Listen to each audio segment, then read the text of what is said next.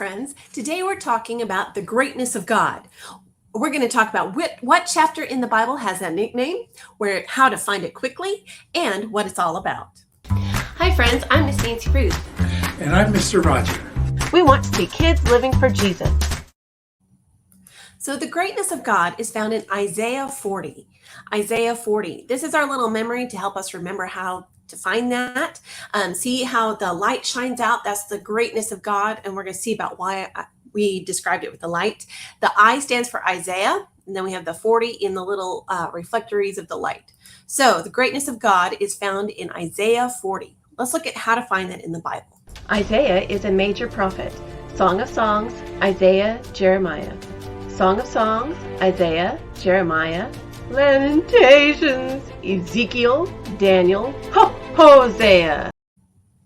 Okay, so to find Isaiah quickly in your Bible, take your Bible and open it as close to the middle as you can. Okay, you should be in the books of poetry or wisdom, which is Psalms and Proverbs and that section. I'm in Psalms, and Isaiah is the first major prophet. So we're going to go past the books of wisdom. Here's Isaiah, and then I can find Isaiah. The big numbers here are the chapters. So I'm going to flip until I get to the big number 40. And if you want to know if you're on the right page, it says it's small up here what chapters are on that page. So I'm almost there. 45, that's too far. 44, 38. So close. There it is. Well, I'm in Isaiah 40. It's just not the first part of it. Isaiah 40 comes right before the 41. The little numbers are the verses.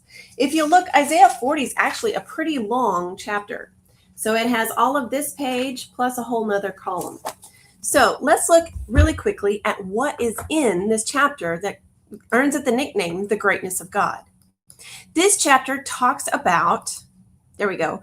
It has some prophecies about John the Baptist, who is the one that baptized Jesus. It talks about how compared with God, we are like the grass and the flowers that wither and fade in the fall when the seasons change, and how their life is really short because they're only really there for the spring and the summer, and then they're gone.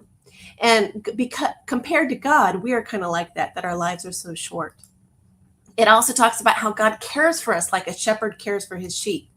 It has some kind of strange images in here to kind of emphasize how great God is. It says God can weigh the mountains. He knows exactly how much is in every one and how it changes every little speck of dirt that moves. He knows the difference. He can measure the sand in a basket. That's how great God is. There's an interesting passage in here that says, who can teach God? Nobody can teach God anything. It's a rhetorical question because God created everything, even mathematics and science and the laws of gravity and all the things. God made it all, so nobody could teach him anything. He made it. He created it all. That's one of the reasons that God is so great. It says, compared to God, we are like little specks of dust. And even the rulers and the people that think they're so great, and these leaders and I have so much power, even they are compared to God are like little specks of dust. It talks about the difference between the living God that we worship and idols that are made out of stone and wood.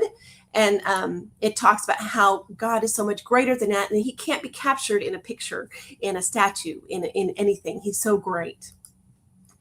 It talks about, if you want to know how great God is, look at the entire universe. It always baffles my mind when we start looking out into outer space and the deep space and the universe and even beyond our own galaxy to the other galaxies. And I'm like, wow, that's a lot.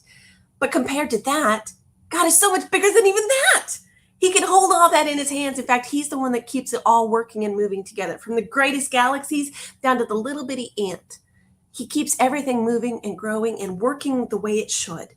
It's pretty amazing. God is so great.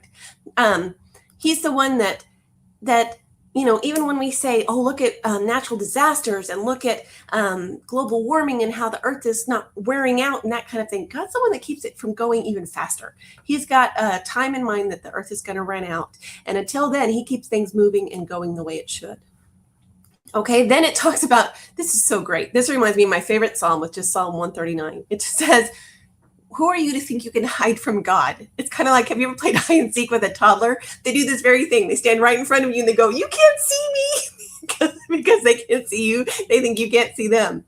Well, when we think we're hiding from God and doing things in secret, It's God's like, dude, I can see you. It's just like a toddler playing hide and seek. We can't hide from God. He's that great. He also says he will help those who are hurting and those who need his help and call and cry out to him. He will help us. That is the greatness of God. Where is it found again? In Isaiah 40. Thanks for joining me, friends, and I'll see you next time.